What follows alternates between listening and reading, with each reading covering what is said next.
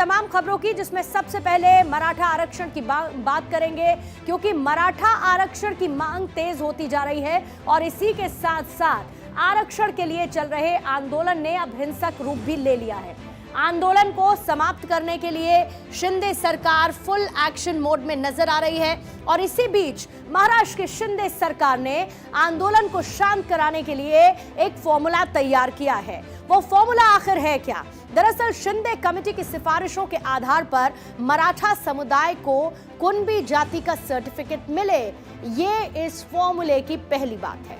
कुणबी जाति का सर्टिफिकेट पाने वाले मराठा समुदाय को ओबीसी कोटे का फायदा मिलेगा। इसका फायदा उन्हीं लोगों को मिलेगा जिनका जिक्र निजाम के राज में रिकॉर्ड में कुणबी के तौर पर था। इधर मराठा आरक्षण की बहाली के लिए सुप्रीम कोर्ट में मजबूती से पक्ष रखा जाए, ये भी इसका एक तरीका निकालने की कोशिश की गई है। लेकिन फिर भी आंदोलन की आग किस तरीके से फैल रही है वो तस्वीरों के माध्यम से सबके सामने है। मराठा आरक्षण आंदोलन की आग भड़कती जा रही है। आंदोलन कर रहे आंदोलनकारी अब हिंसक हो गए हैं। प्रदर्शनकारियों ने आज बीड में एनसीपी विधायक प्रकाश सोलंके के आवास पर तोड़फोड़ की और उसमें आग लगा दी। उधर आंदोलन को शांत करने के लिए सीएम शिंदे ने आज एक बैठक की और आंदोलनकारियों से शांति बनाए रखने की अपील की है।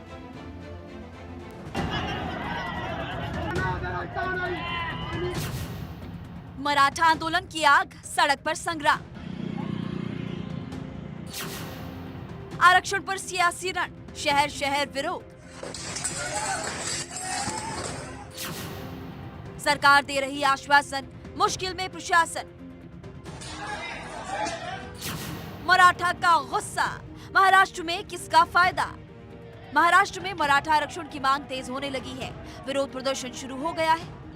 ये तस्वीरें बीड की है, जहां आरक्षण की मांग कर रहे दर्जनों लोग हिंसक हो गए। बीड के माजल गांव में एनसीपी अजित पवार गुट के विधायक प्रकाश सोलंके के घर और दफ्तर पर धावा बोल दिया। लोग पत्थरबाजी करने लगे। प्रदर्शनकारियों ने दर्जनों बाइक और कारों में आग लगा दी।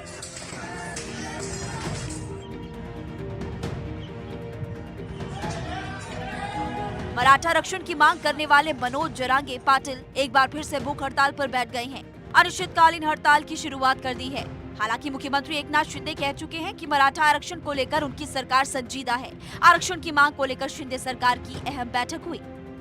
बैठक के बाद मुख्यमंत्री ने साफ साफ कहा कि किसी को धोखा देने का सवाल नहीं है। सीएम शिंदे ने कहा कि मराठा समुदाय को आरक्षण देने के लिए बनी जस्टिस शिंदे समिति ने अपनी पहली रिपोर्ट हमें सौंप दी है। समिति को 2 महीने का विस्तार दिया गया है। समिति से कहा गया है कि वो 2 महीने में अपनी रिपोर्ट सौंप दे।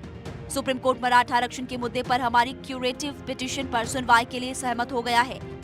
लोगों से मेरी अपील है कि वो कोई भी अतिवादी कदम ना उठाए।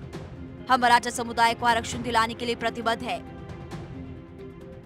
आरक्षण की मांग को लेकर महाराष्ट्र में सियासत तेज हो गई है। विपक्षी नेता ने शिंदे सरकार को घेरा। Honorable government should immediately come to the rescue.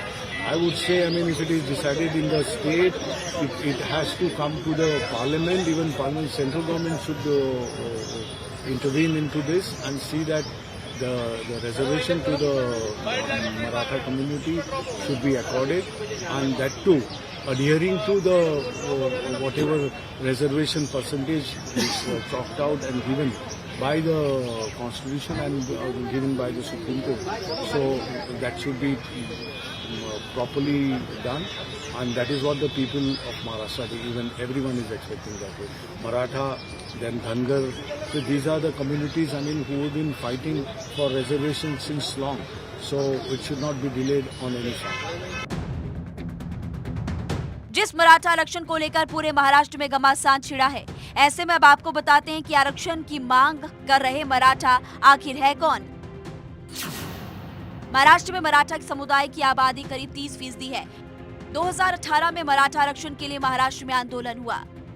Maharashtra सरकार ने विधानसभा में बिल पेश कर दिया। सरकारी नौकरियों, शैक्षणिक संस्थाओं में मराठाओं को 16% रिजर्वेशन। इस बिल के खिलाफ मेडिकल के छात्र बॉम्बे हाईकोर्ट पहुंचे। बॉम्बे हाईकोर्ट ने आरक्षण को घटाकर 13 से 12% कर दिया। मराठा आरक्षण की मांग आज से नहीं बल्कि दशकों पुरानी है, लेकिन आज तक इस मसले पर कोई स्थायी हल नहीं निकल सका।